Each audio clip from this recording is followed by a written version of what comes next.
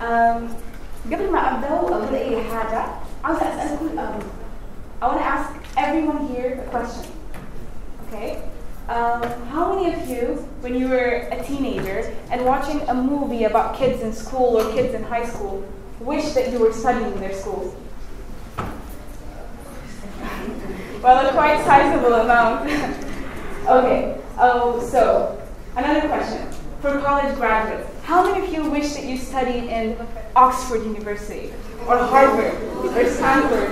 Yeah, that's a lot of hands. Okay, so we all share the same concept. We all want to study in these great big universities. We all want this, but why? Why is it that someone in Sudan, someone in Kenya, someone in wherever else cannot get the same quality of education as someone somewhere else in the world? You'll find through my talk the answer to these questions. Okay, so I'll tell you guys my story. I'm a person who studied through 3 education systems. Yeah, it's weird, amazing, whatever. It's the American, the British, and the Sudanese. I studied elementary school in the American system, junior and senior high in the British system, and college in the Sudanese, obviously. Looking into these 3 systems, a lot of people say I'm lucky, some people say I'm cursed, but today I'm going to tell you that it's both of them together. I'm lucky because I got to try lots of things, new things, I'm adventurous, but at the same time it was really annoying. I mean, for you to transfer from one state to another state, from one system to another system, I'm sure most of you are familiar with the fact that English teachers in Britain don't like the American accent. They're allergic to it. So literally that was my greatest problem that I faced. So I'm just going to go through the major differences that are between these 3 systems. Okay, there aren't much differences between the British and the American system, but they always differ in the first point is the curriculum standardization. Now, the American and the British system differ in the fact that the Americans don't have a standard curriculum. So they have accredited curriculums, a couple of them, so each school adopts one of these curriculums so they can follow. But the British system, just like the Sudanese, has a standard system where all the country and every international school that follows their standards has to go through the same exam, the same testing systems, and the same levels. Okay, this is good and bad at the same time. We'll see it later on. The second difference that I find really, really, effective, or it influences an individual's ability to interact, to become a productive part of the community, is extracurricular activities. Now, between the American and the British, they both have extracurricular activities, but there aren't any extracurricular activities in STEM. It's purely academic. So a person who doesn't study well is not expected to go to a higher institution, because if you don't study, you don't pass, you don't go to college. So that's the basic system here. Why is it? What if I'm really good at sports? Does that mean I don't get to go to a higher institution? What if I'm really good at arts? Does that mean I have to get a huge grade or study so hard that I can go to a higher institution or college? That is really unfair. We get to minimize the amount of people that get to go to a higher level of education. So this is a very important point that we really need to address, is the fact that only specific people who study, the nerds, whatever, are the people that get to higher institutions. But we really need to get to this understanding that extracurricular activities, apart from the fact that they give a wider range of people to get to higher institutions, is the fact that they improve the productivity of individuals, improve their performances. And there are lots of studies who prove that students who enroll in extracurricular activities perform better on test scores in academia. So it's really, really important. This third difference is group study.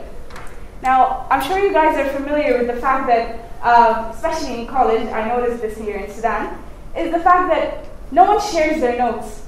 They feel like, oh my God, if I give her my notes, she's going to get more grades than me. Yeah. So that's a really, really common concept. Why should it be that? Why should it be like sharing my notes to someone else means that he gets a better grade than me? And of course that doesn't happen, but it's just the mentality that has been ingressed into us even since we were kids.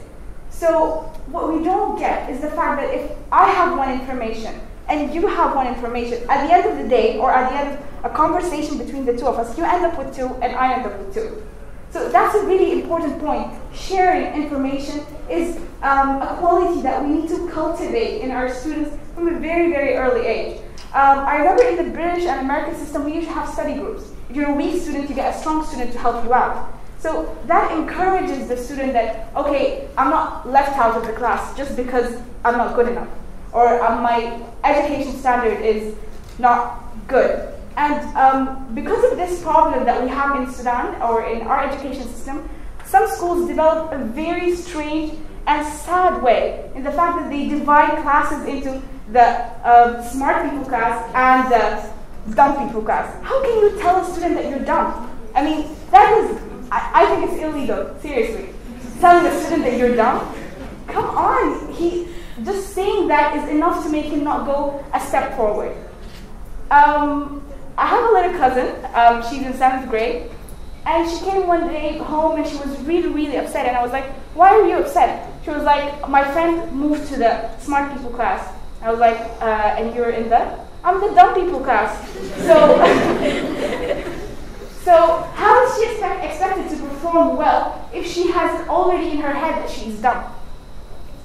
Even when her parents teach her at home, her mother is really, she takes a lot of time trying to make her study, but because she has it in her head that she's dumb, she's not good enough to get into the other class. And you know what's really, really interesting is that the smart people class gets better teachers than the dumb people class. Yeah, that's why I said it's illegal. I mean, the same teacher enters this is the scenario. He enters the smart people class, he gives an amazing lecture, inspiring, it makes you feel into the information. And he just comes out of this class, walks into the dumb people class, like, you didn't do your homework, I'm not saying anything, I'm getting out. So this is obviously what's happening. They're already creating a stereotyped community, and this is really wrong. I think it's a crime that should be eliminated. Seriously, I couldn't not talk about this today. Okay, the last point is punishment. I don't think hitting a child is enough punishment. Not in an offensive way, of course, but does it teach him a lesson? I don't think so. I mean, if I get a cane and I hit this child because he did something bad 10 times, trust me, within 10 seconds, it's 10 canes, by the way, 10 seconds, he's going to forget all about it. He's going to cry and stop and blah, blah, blah, and till the end. But he's not going to learn his lesson. He's not going to learn that what I did is wrong and I'm not supposed to do it this way. An interesting form of punishment in my senior school was that you get punished for the whole semester. That's 3 months, by the way. I mean, if you get punished for a whole semester for doing something really bad, then the time you spend joking, playing with your friends, you're going to spend it in the punishment. The time you're going to spend, supposedly studying, you're going to spend it in the punishment. And it's really, it affects you. You'll be like, okay, next time I don't want to do this because I don't want to have 3 months of punishment. And you really learn your lesson. I mean, I learned it 3 times before, and trust me, I have never done that again. Because you feel that, okay, I don't want to lose my time. I mean, this deprivation act, it makes you feel that, okay, I'm not going to do this act anymore. So the fact that just hitting children is not enough punishment. It doesn't teach them a lesson. So why don't we just adopt another method? A method that would get them to another state. They can, what do you call it? They can get to a more upgraded state in the fact that they don't just get hit because they did something bad. No, they get punished so next time they perform even better.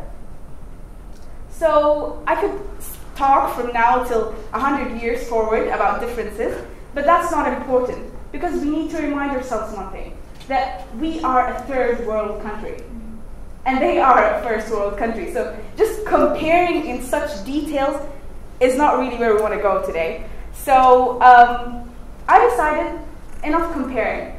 What can we do? Why do we have this problem?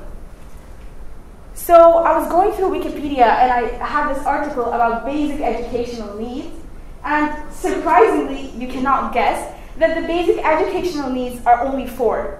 A school, a teacher, a pen, and a book. And I believe we have all those 4 components in each school. whether it's a cultural school, traditional school, they call it khalwa, or a school of, a normal school, basic school. We have all these 4 components, but yet we are not able to deliver the same quality of education that are in other schools. We know facilities are important, funding is important, but since you have basic education needs, the needs for education, I'm sure you can get to a point where the quality is almost, close to each other. That facilities shouldn't play that really, really huge gap. But yet, we have a really, really huge gap between our education system and the well-known education systems. So what is the problem? I thought about this a lot ever since I came here like 5 years ago. And I've always been on the other side of the education scale. I was a student. So for a lot of years of my life, I was a student. And I always thought that the problem was with the system. The problem of our education here in Sudan was with the funding. We don't have facilities. We don't have, a lot of stuff. But until 3 months ago, I graduated and I started working as a teaching assistant in my own university. And then I shifted to the other side of the education scale, the teacher or the educator. So then I finally understood. What our problem was. Our problem was with the attitude of teachers towards the education system. And I'm going to grant them the benefit of the doubt in the fact that also the community has a negative attitude towards the teachers, towards the teaching profession itself. But seriously, teachers take our education system for granted. They feel like they need to find excuses that for the low quality of education delivered. How many educators or teachers are in this room?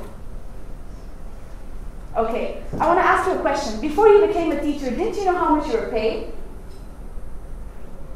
You knew how much you were paid, right? Ever since I was a kid, I know that teachers are paid low wages. So why should that be an excuse for them to deliver a good quality of education? I mean, if I knew that I was paid less, why should I start mumbling and complaining now that I'm paid less, so I'm not going to deliver a better quality of education?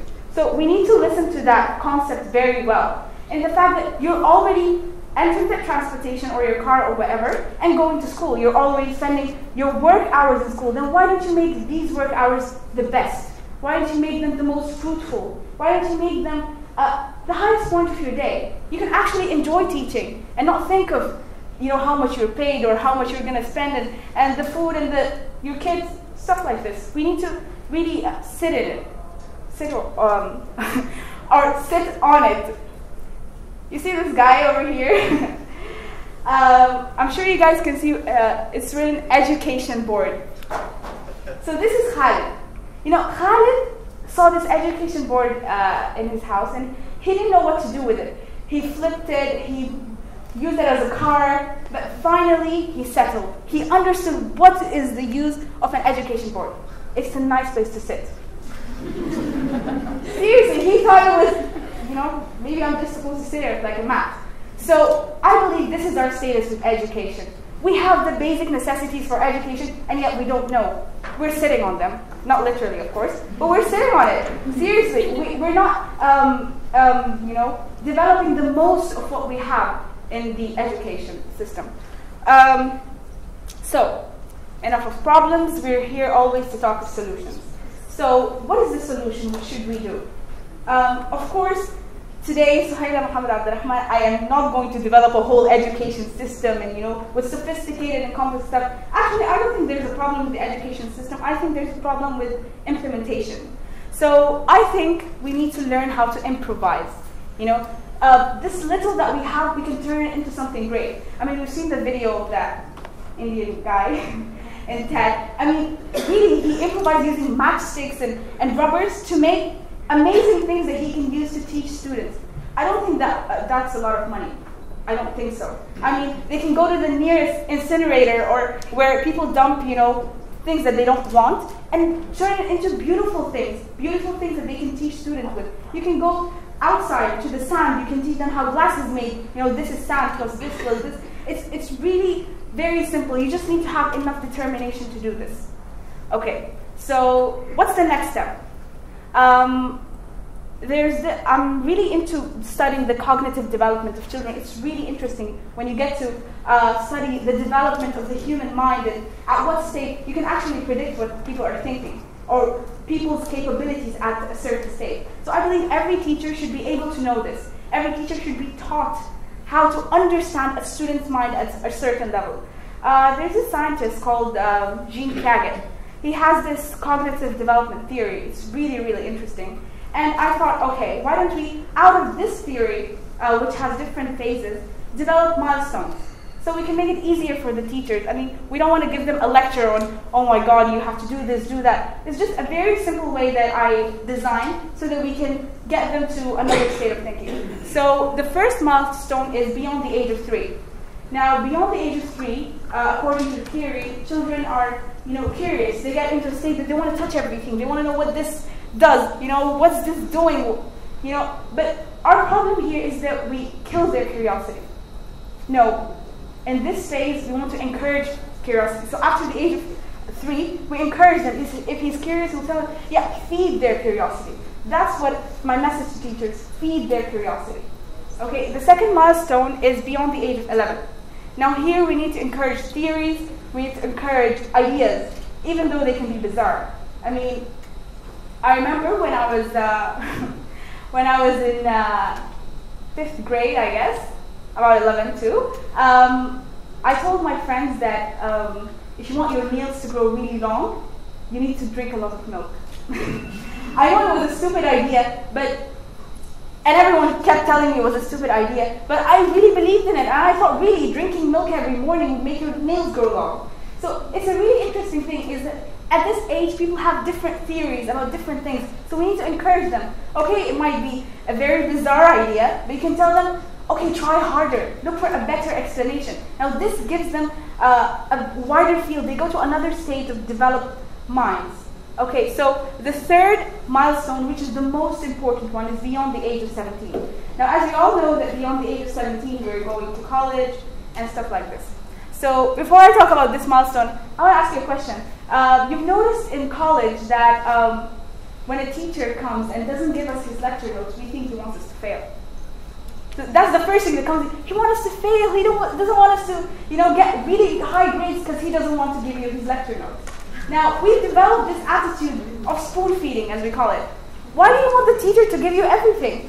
I mean, according to the theory, it states that ever since you're 10, you can write the same lecture notes this lecturer says from the same textbooks. You just need summary.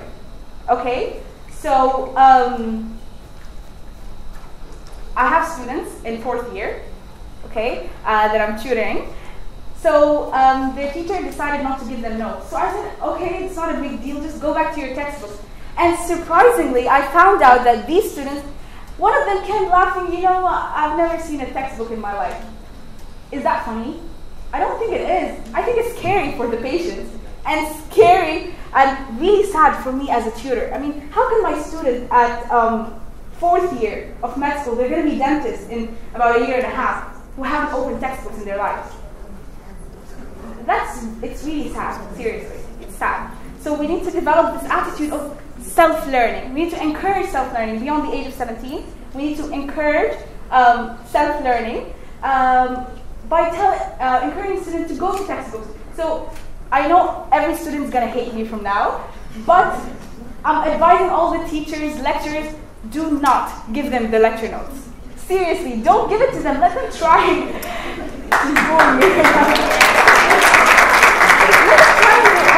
Maybe they'll develop better lecture notes than yours.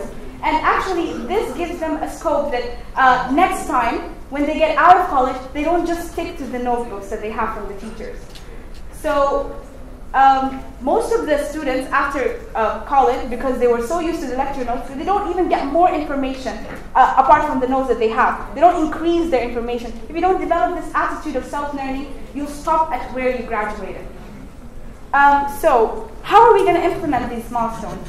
So we can make this workshop for all the teachers, and every principal in every school can give us, nominate one of their most active teachers around the whole of Sudan and let them come and attend this workshop. Okay, so these teachers are going to gain the necessary information, and they're going to learn the development of kids, and especially these milestone system, and then they can go and dissipate it to their various schools. So my message, after all these talks, and my message to you today is that teachers are like artists, and the student is the plain piece of paper. So this teacher either turns this plain piece of paper into beautiful artwork, or just a splash of paint that goes into the shell. A teacher is like a potter with a lump of clay. You either turn this lump of clay into a beautiful vase, or you turn it into something that goes into the trash. Teachers, in my opinion, although I'm a dentist, they're the most important part of the community. They're like the backbone of the community, because the teacher develops your mode of thinking. The teacher is the one that brings up future inventors. The teacher is the basic of everyone. So we need to work on our skills, teachers, because we have a really, really huge responsibility on our heads.